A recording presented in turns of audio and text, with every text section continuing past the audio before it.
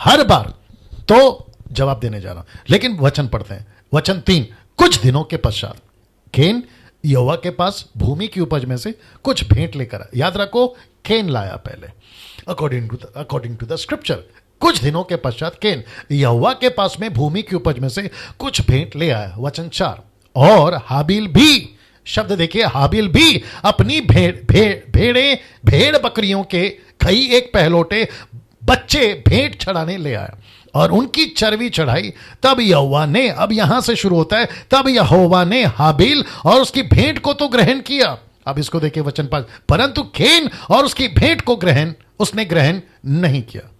और तब केन अति क्रोधित हुआ, उसके मुंह पर उदासी छा गई। ऑब्वियस है, स्वाभाविक है, अगर एक का अर्पण स्वीकार किया है, एक का नहीं किया है, तो गुस्सा तो स्वाभाविक है। अगर रेस में 2 लोग जो दौड़ रहे हैं, एक जीतेगा एक हारेगा, तो स्वाभाविक है उसको बुरा लगेगा। अगर 2 जन खड़े, एक को इनाम मिला दूसरे को नहीं मिला, तो स्वाभाविक है। लेकिन यहां पर ये सारी बातें, इसको कहते हैं ना बच्चों वाली बातें, मैं नहीं करूंगा और यहां पर वो टॉपिक भी नहीं लाना चाहता। लेकिन बात करते हैं, ये 3 वचन फिर से पढ़ते हैं ताकि आपके दिमाग में अच्छे से बैठ जाए और इसका तगड़ा जवाब आपके बीच में आज देने की कोशिश पवित्र आत्मा की मदद से मैं करूंगा। और मैं चाहता हूं कि इसको छोटी सी एडिट करके भी मैं डालूंगा, आप लोग उसको देख लीजिएगा, तो मैं उसके हिसाब से भी अभी बात करूंगा। कुछ दिनों के पश्चात केन यहोवा के पास भूमि की उपज में से कुछ भेंट ले आया। वचन 4, हाबिल भी अपनी भेड़ बकरियों के कई एक पहलोटे बच्चे भेंट चढ़ाने ले आया, उनकी चर्बी भेंट चढ़ाई। तब यहोवा ने हाबिल और उसकी भेंट को तो ग्रहण किया, परंतु केन और उसकी भेंट को उसने ग्रहण नहीं किया। तब केन अति क्रोधित हुआ और उसके मुंह पर उदासी छा गए। अब जवाब शुरू। लेकिन आपके बीच में हमेशा एक प्रश्न पूछा जाता है कि परमेश्वर ने इन दोनों की भेंट को क्यों नहीं कबूला। इसका जवाब आपके बीच में रखने जा रहा हूं। तो क्या आप लोग तैयार हैं? जी, जितने भी एडमिन्स हैं तैयार हो जाइए। ब्रदर नरेंद्र, नीता, समीक्षा और जितने भी ग्रेस मिनिस्ट्री के लोग हैं, आप सभी भी। और मैं चाहता हूं कि आप लोग जब इसको देखें तो आपको भी कॉल्स आते हैं, तो उनको भी आप लोग जवाब दे सकते हैं। वापस आते हैं कि हमेशा एक प्रश्न पूछा जाता है कि परमेश्वर ने इन दोनों की भेंट क्यों नहीं कबूला। अब इसको पढ़िए, लिखा है दरअसल समस्या यहां भेंट की नहीं है। मैं आपको बताता हूं कि समस्या यहां पर भेंट की नहीं है। जी, समस्या भेंट की नहीं है। तो प्रश्न उठता है फिर किसकी है? अब जरा शब्द देखिएगा, क्योंकि आपको मैं हमेशा कहता हूं कि मैं जब किसी प्रकार का स्पॉट करता हूं, वो चाहे स्टार हो या अंडरलाइन हो, ब्लैक स्पॉट हो, और अभी कर रहा हूं येलो स्पॉट, तो जब कभी भी ऐसा कोई स्पॉट आपको दिखता है तो आपको समझना होगा तो ये स्पॉट और ये स्पॉट याद रखिएगा। अब बढ़ते हैं सीधा यहां पर कि हमेशा एक प्रश्न पूछा जाता है कि परमेश्वर ने इन दोनों की भेंट को क्यों नहीं कबूला। दरअसल मैं कह रहा हूं कि समस्या यहां भेंट की नहीं है। तो फोकस अक्सर देखा गया कि भेंट पे फोकस किया। कुछ लोगों ने प्रचार किया कि जमीन से निकला था इसलिए परमेश्वर ने स्वीकार नहीं किया, उसने थोड़ा सा कम करके डाला होगा इसलिए उसको स्वीकार नहीं किया। तो मैं वापस कहता हूं, कॉन्सेप्ट यहां भेंट का नहीं है, कॉन्सेप्ट यहां ऑफरिंग का नहीं है, कॉन्सेप्ट यहां पर क्या चढ़ा रहे उसका नहीं है। जमीन से ही निकली क्योंकि जमीन श्रापित थी, यह भी लॉजिक लगा सकते, लगाओ, कोई दिक्कत नहीं है, आपका अपना, मेरा अपना, आपका अपना, ऐसा वाला बात है। लेकिन वचन को बड़े ध्यान से देखिएगा तो वचन में ही जवाब है। आप लोगों को कुछ मिला? जी, मैं फिर पूछता हूं, क्या आप लोग तैयार हैं? बड़े ध्यान से देखना। लिखा है कि तब यहोवा ने हाबिल और उसकी भेंट, तो यहां पे 2 लोग हैं, एक है हाबिल और उसकी भेंट, दूसरा है केन और उसकी भेंट।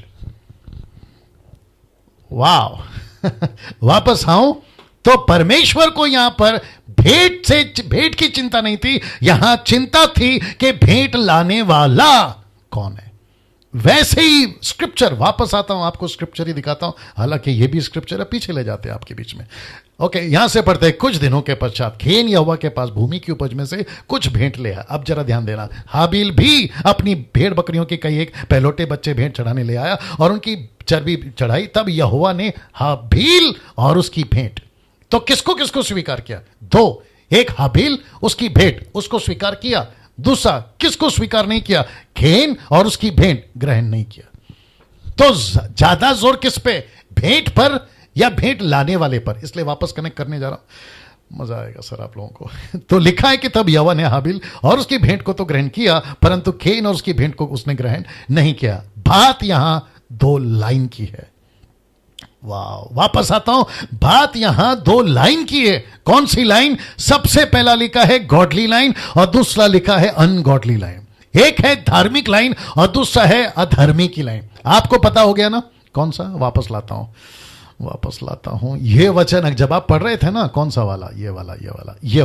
ओ कहां गया? ये वाला लिखा है पहला यूहन्ना 3:12, उस केन के समान ना बने जो दुष्ट से था, शैतान, जिसने अपने भाई को घात किया। उसे इस कारण घात किया, अब कारण देखो, इस कारण कि उसके काम बुरे थे, भेंट बुरा नहीं था। वाह, वापस आता हूं, उसका भेंट बुरा नहीं था, उसका काम बुरा था। और लिखा है हाबिल का भी भेंट बुरा नहीं था, या भेंट अच्छा था इसलिए नहीं लिया, लेकिन जो ला रहा है ना हाबिल, वो अच्छा था। यही वचन तो कह रहा है, देख लीजिए ना। और इसलिए वापस यहां पर आता हूं, कहां गया, वापस आते हैं जी दोस्तों, मजा आएगा। एंजॉय करिए। कहां गया? हाँ, यहां 2 लाइन की बात हो रही है। तो एक लाइन है गॉडली, वो है हाबिल, दूसरा है लाइन अनगॉडली, वो है केन। तो परमेश्वर ने, अब इसको देखो, यहां भेंट से लेना देना नहीं था, या जोर नहीं दिया, भेंट से लेना देना है, लेकिन यहां पर फोकस या जोर भेंट नहीं है। अब देखो क्या है, बल्कि ठीक है, बल्कि भेंट लाने वाले से है लेना, भेंट लाने वाले से लेना देना है। अच्छा है, इधर आ गया जी दोस्तों। अब आपको जवाब मिल गया होगा कि परमेश्वर ने केन की अर्पण को स्वीकार क्यों नहीं किया। मैं वापस कहता हूं कि भेंट में प्रॉब्लम नहीं था, वो अनाज था, चावल था, गेहूं था, एक वही था, अपने को नहीं चाहिए, उसमें प्रॉब्लम नहीं था। लेकिन जो लेके आ रहा है ना, वो कैसा है। तो दिक्कत यहां पे भेंट की नहीं है, दिक्कत यहां लाने वाले की है। कैसा लगा कमेंट करके बताइएगा जी। आप लोग, कुछ लोग कमेंट्स कर भी रहे हैं, और आपका जो लाइन है ना, वो थंब वाला, हार्ट वाला, उसको जारी रखिए, उसको बिजी रखिएगा, हाथ चलता रहना चाहिए, सेम टाइम सुनते भी रहिए। वापस पढ़ देता हूं, यहां भेंट से लेना देना नहीं, यानी कि ब्रैकेट में जोर, बल्कि भेंट लाने वाले से है या लेना देना है। अब इसको देखिए, आज भी आप क्या देते हैं? ऑफरिंग, वर्शिप, म्यूजिक, लेकिन आपका जीवन कैसा है, उस पर जोर दें जी दोस्तों। मैं आपको बताता हूं कि 1500 लोग देख रहे हैं आज भी। वापस आते हैं, आज भी आप क्या देते हैं? ऑफरिंग।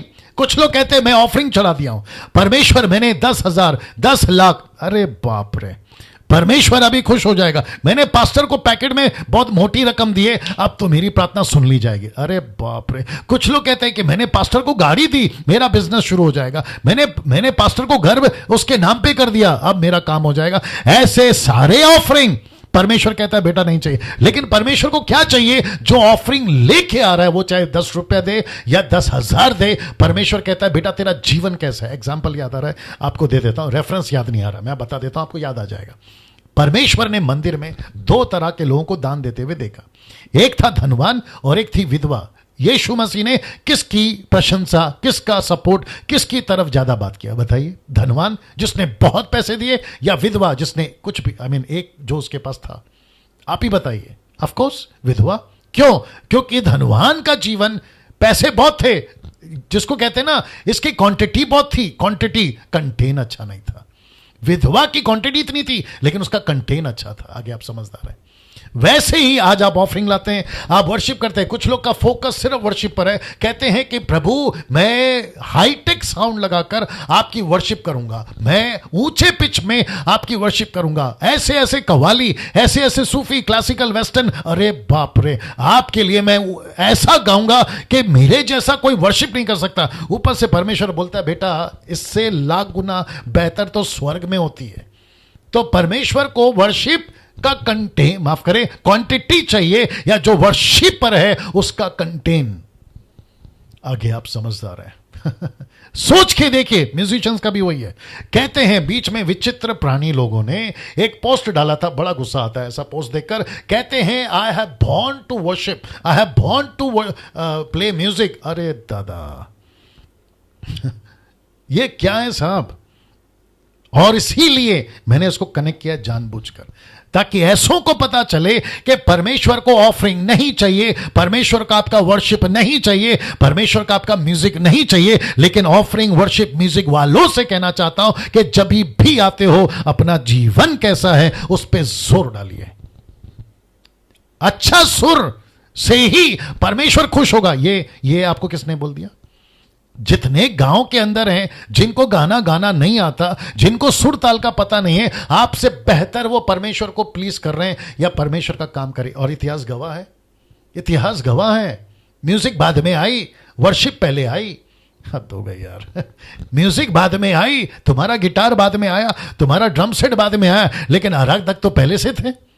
जितने भी वर्शिप करे परमेश्वर की, वो चाहे कोई भी रूप में करे, अर्पण चढ़ाकर करे, गाकर करे, जैसे भी करे, लेकिन ये सब म्यूजिक नहीं था ना तभी। आज आए ना ये नाटकबाजी अमेरिका से, अफ्रीका से, जापानीज से। अरे बाप रे, बोले क्या सेटअप है हमारा, ऐसा सेटअप। हम तो पूरा सेटअप के साथ में वर्शिप करते हैं, और वो आजकल के कुछ क्रिश्चियन लोगों को इसका मजा भी आता है। बोला अरे क्या म्यूजिक बज रहा है, अरे क्या डेप्थ है। ऊपर से परमेश्वर बोलता जो वर्शिप और म्यूजिक बजा रहा है उसका रात में डेप्थ देख ले कैसा है, बाहर जाके देख ले रात को क्या काम करता है, हरकतें करता है।